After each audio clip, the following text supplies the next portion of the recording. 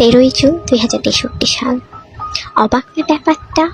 ডিসব্যান্ডিং হবার এত বছর পর বৃদ্ধ 7 জন বিটিএস সদস্য এক হয়ে কনসার্টের আয়োজন করে 50 বছর পূর্তি উপলক্ষে। 2023 সালে যেটা ছিল স্বপ্ন সেটা আজ আমার পূরণ হয়ে গেছে। আমিও সেই কনসার্টে। কোটি কোটি আর্মি ছিলাম আমরা, এখন মাত্র কিছু সংখ্যক আর্মি, সবার বয়সই 50 থেকে 40 প্লাস হবে। কিছুক্ষণ পর 7 রাজা আসে, তাদের সাথে কিছু ছেলেও আসে, তারা দেখতে হুবহু আমাদের 7 রাজার মতো। তখন ইয়ঙ্গি বলে উঠে, আর্মিরা আমরা ছোট বাংলা নিয়ে এসেছি, আর বলেছিলাম না বৃদ্ধ বয়সেও আমি কোমরে হাত দিয়ে ফেক লাভ গানটা গাইবো, এই যে দেখো আমি এসেছি। জিন বলে, বুড়ো হয়ে গেছে, তারপর I am world wide handsome you know. সব আর্মিরা হাসির সাথে কান্নায় ভেঙে পড়ে। আমাদের ম্যাকনেলাইন বলে উঠে, তোমরা কান্না করো না, আমাদের কষ্ট হয়, ভালোবাসি তোমাদের অনেক, তাই তো দেখো এই বয়সে আবার এসেছি।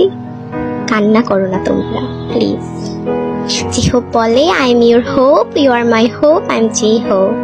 নামজন বলে উঠে, ভালোবাসি আর্মি তোমাদের অনেক, থ্যাঙ্কস তোমাদের এত বছর পরও মনে রাখার জন্য আমাদের। আমরা কোনোদিন তোমাদের ভুলব না, তোমাদের ভালোবেসে যাব সারাটি জীবন।